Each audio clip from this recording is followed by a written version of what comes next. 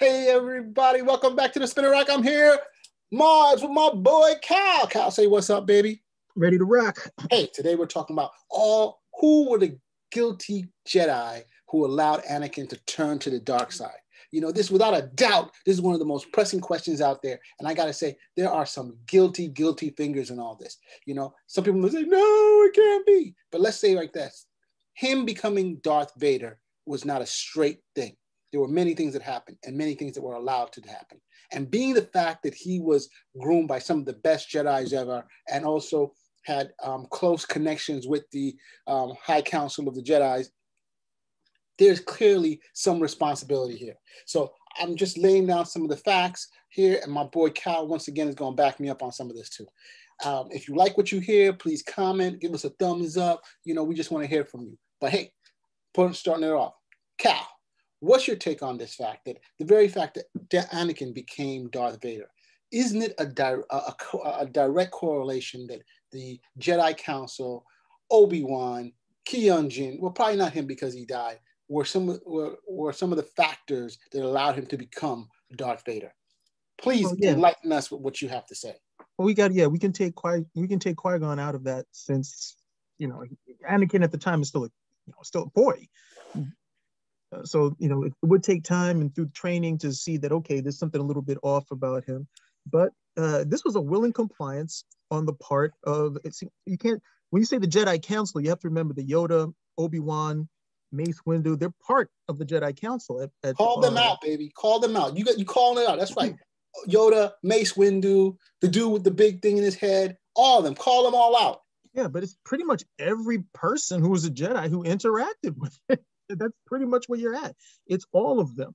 I mean, if you go through the Clone Wars, the animated series, then you have his Padawan as well. The whole idea of being a Jedi was that you were not supposed to have emotional attachments. You were supposed to be living this ascetic lifestyle as a Jedi monk. And the only person I saw who really seemed to do that was Obi-Wan. Yes. Huh? I say 100%. I give you that. Yeah. He seemed to be, okay, we're doing this, and that example was something Anakin just didn't follow.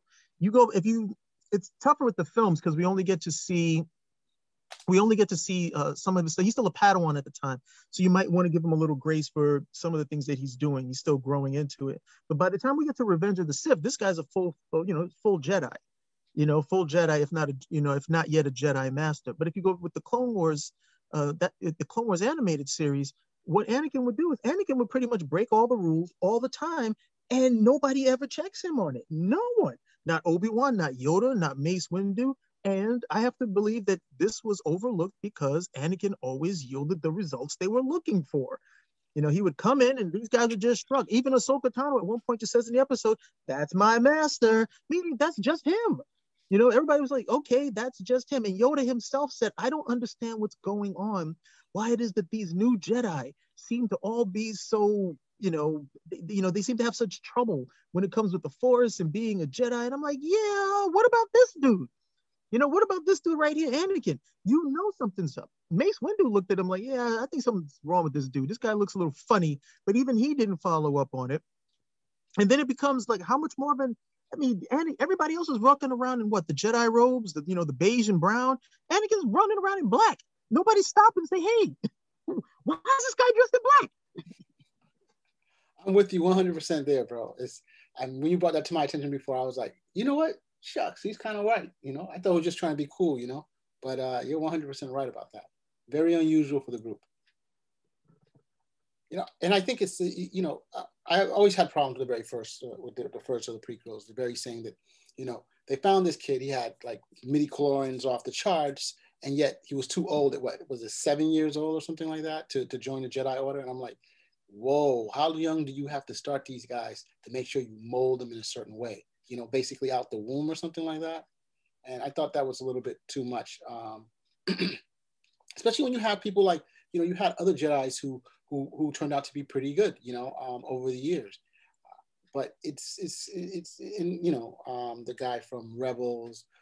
We had a couple of people from Rebels who ended up becoming, and I apologize, fandom, if I forget some people's names, but the point I'm just trying to say is that there are others who were able to grow older and attain their skill level, and without going the wrong way because they were too old to become Jedi.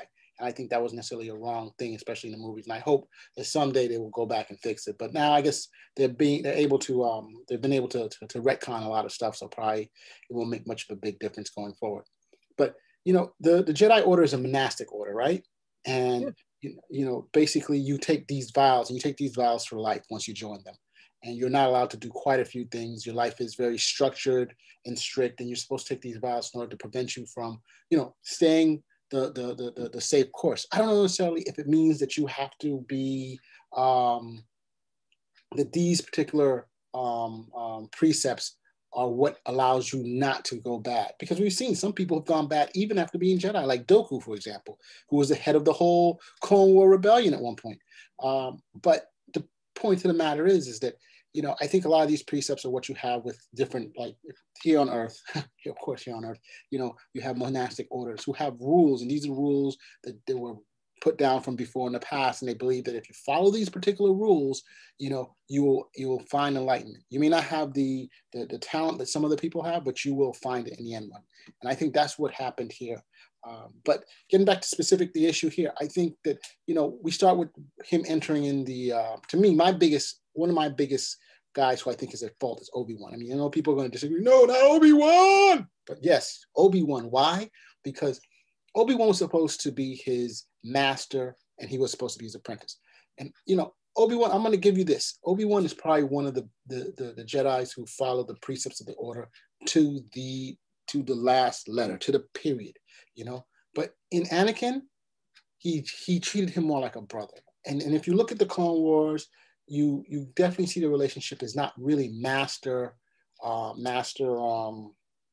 the movies. It doesn't feel like master student, Padawan. It feels more like my brother, you know what I'm trying to say? Or my friend.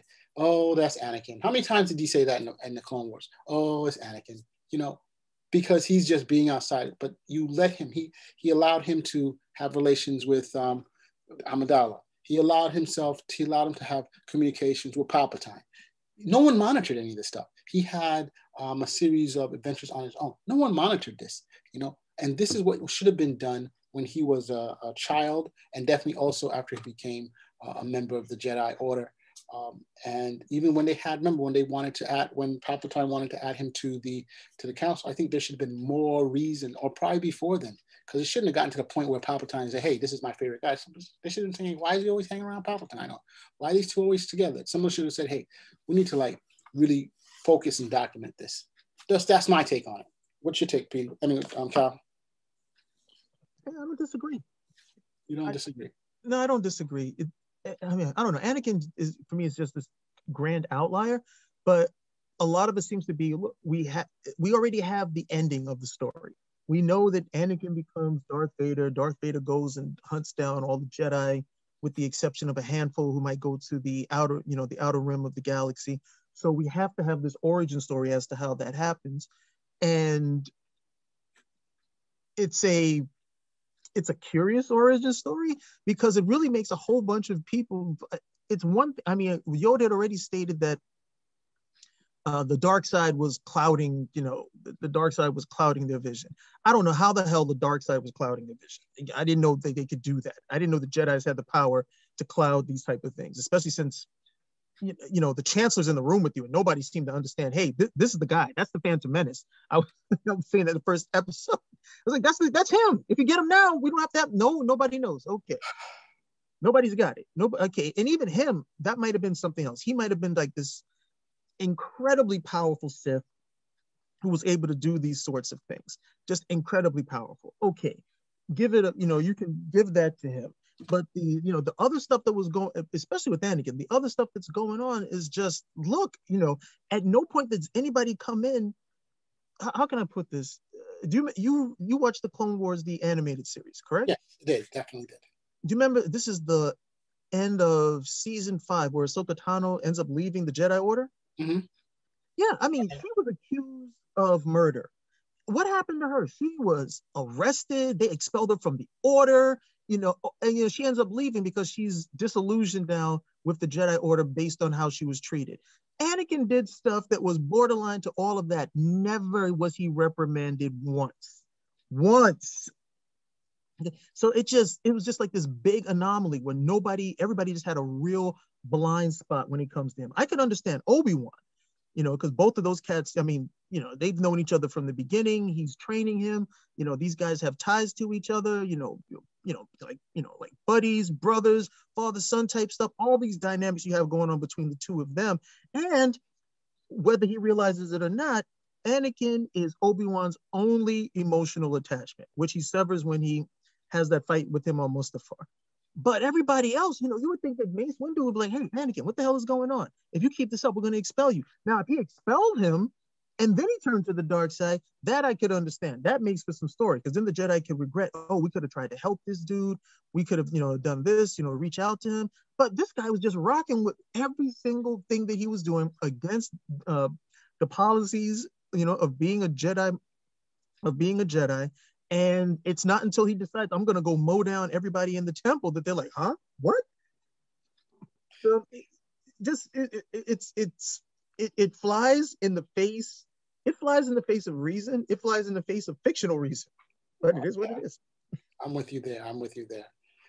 But then let's go down. Now, who do you think was the one person, if there's someone that had to be the one? Yeah, there were definitely, I wouldn't say these guys were all accomplices or unintentional accomplices, but who do you think was the most negligent in their duty in preventing Anakin from going? I mean, again, I'll have to say it's Obi-Wan, but I have aspects where I think sometimes when I think it's that Palpatine has come in front of the council and was able to fool all of them.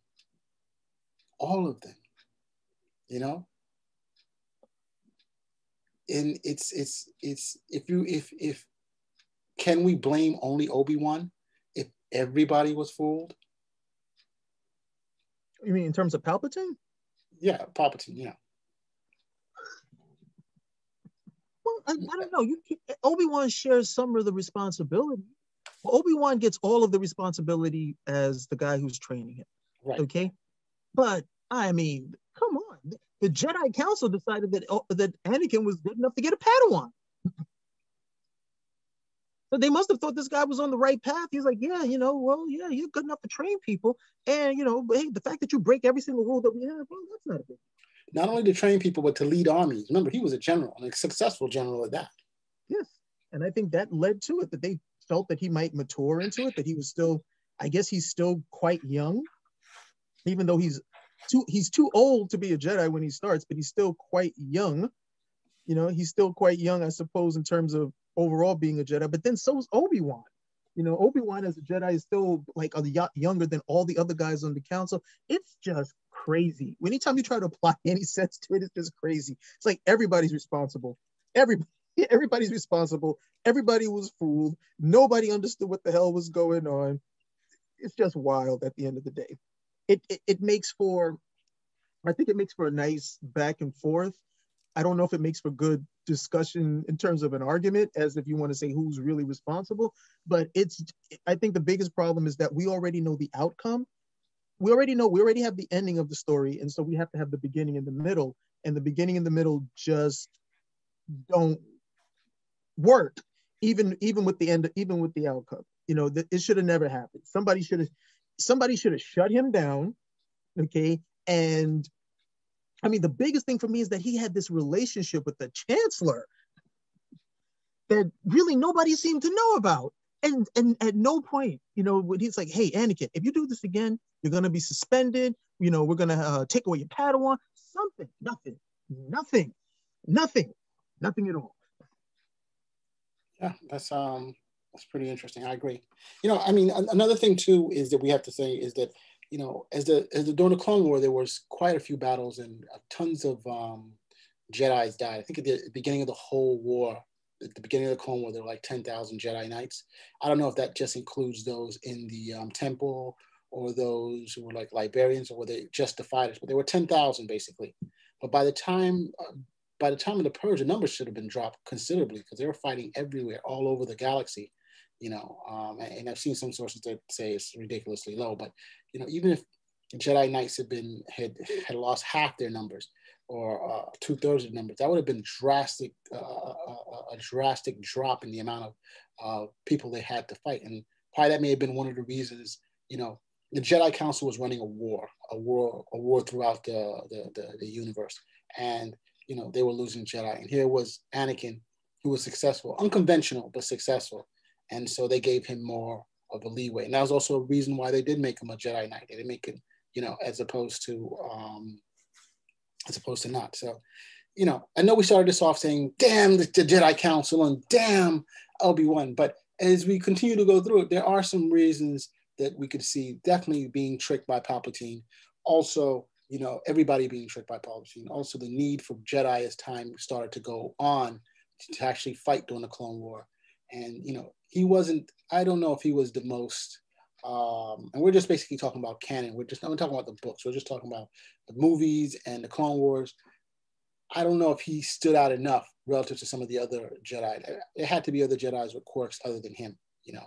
And he's just the one that we normally see because we're looking through that point of vision in the show. How do you think about that? Does it really matter at the end of the day with everything else that's factored in? I mean, you're right, he becomes Darth Vader and he becomes horribly terrible. But what I'm saying is that the council, those who we would blame, were in a position because they were so stretched fighting all over the galaxy that they had to utilize him without properly vetting him as much as they normally would have when things were peaceful. And, you know, as time goes on, you know, what is it? The quietest mouse can become the greatest lion, right? As they say in war. You know, you never know who's going to be the greatest at the end of the war. You never know who's going to turn out to be the greatest general or the greatest villain, because at the beginning everybody's like, oh, that's just this dude here. But by the end of the day, you know, now you're the dude. You're the dude. Who would have thought that when Julius Caesar first went to Gaul that, you know, he would end up conquering and taking over all the Roman Empire. Well, basically, anybody who saw him go off the Gaul. Well, before then, he had a very his military career was not great. Julius Caesar, his ambitions are so well known that that's kind of like, yeah, you should have seen that coming. You know, this guy went off. He went off there to go and make a name for himself so he could come back. And hey, he was all about, I'm gonna get power. I'm gonna consolidate the power. That was Julius Caesar. With Anakin, it's just, I mean, it's like a tea kettle, and it's, you know, it's, you can see it. It's starting to steam. It's rising, and nobody seems to even pay any attention to it until it goes full off, and they're looking right at it. That's the thing, you know. It shouldn't be any surprise that he ends up flipping out at the end for whatever the reasons are, because I'm pretty certain it's shocking. They're like, what? He did what? You know, they're like, you know, you're like, well, I know he was a little rough around the edges, but for him to do this, you know, for him to, but the whole idea is the whole idea of the Jedi is supposed to be what? There's the dark and the light, and that you're not supposed to, you know, you've got all this power, and it's, you know, you can be seduced to the dark side of the Force, and they should be on the lookout for that type of stuff. Like, you know, hey, what are the things that lead you to the dark side of the Force? Emotion, hate, anger, all of the fear, all of these things out of control lead you over there. And who is somebody who was definitely out of control almost every other time we saw him in the Clone Wars? Anakin Skywalker. Yes, that is so true. You definitely call it. But that's why they had the rules. That's why there was a monastic order. That's why they had people follow those precepts. You know, yeah. The dude had a wife. He was never following any of these rules. No, we know that because we see what's going on. But the other guys were clearly clueless. Clearly, they figured, hey, once you become a Jedi, you're good. We don't have to check you anymore. You know? No, everybody saw how he acted. Anytime Padme came around, everybody saw how he acted. Yeah, of course. Obi-Wan even alludes to it. He's like, look, I can, you know, I get it. I know that you like her. He's like, the same thing. I liked, who's it? The Duchess of Mandalore? Right. He's like, yeah. He's like, look, I understand this. I've been in the same situation, but you can't act on that. He doesn't know that Anakin's married to her. Okay. And then she's keeping on with it as well. She's responsible. I forgot to add her to the mix. She's responsible as well. She has this marriage that's secret, okay, to this dude who's a Jedi, and obviously she doesn't seem to understand. Hey, these are guys with a lot of power, okay, with a lot of power. We got to keep these guys level. That's one of the reasons why we don't do this stuff. Now, you doing this with him is not a good thing. Dude, I don't necessarily blame her. You know why? Because she didn't have the vows like the other guys had. Did she know about it? Yes. but she wasn't trying to subvert the vows intentionally. He knew he was responsible for his vows, and those who were in charge of training him. He is responsible. Anything she saw what happened to this dude. His emotional connection to his mother was such when his mother was killed, he killed everybody. Everybody in that place where he found her. He killed the men, he killed the women, he killed the children. I think he even said he killed the beast of burdens. He killed everybody. Okay, there was that episode. There's some episode. What happened? Like her ex-lovers back there, and Anakin is so jealous when he sees this guy getting ready to kiss her because he doesn't know that she's married because it has to be a secret. He nearly kills the guy. Yes, you're right. Yeah, I totally forgot about that one. She's complicit. Everybody's responsible. They're all responsible.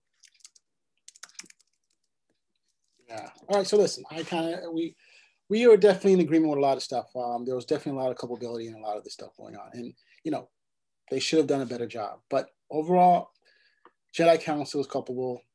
Obi-Wan is clearly culpable. And we're going to throw Padme in for good measure as being culpable too. All right. So, hey, guys, this is our thing of who was responsible for for allowing Anakin Skywalker to become Darth Vader. Spinner rack. Out. Okay. Now we're going to do the greatest Jedi.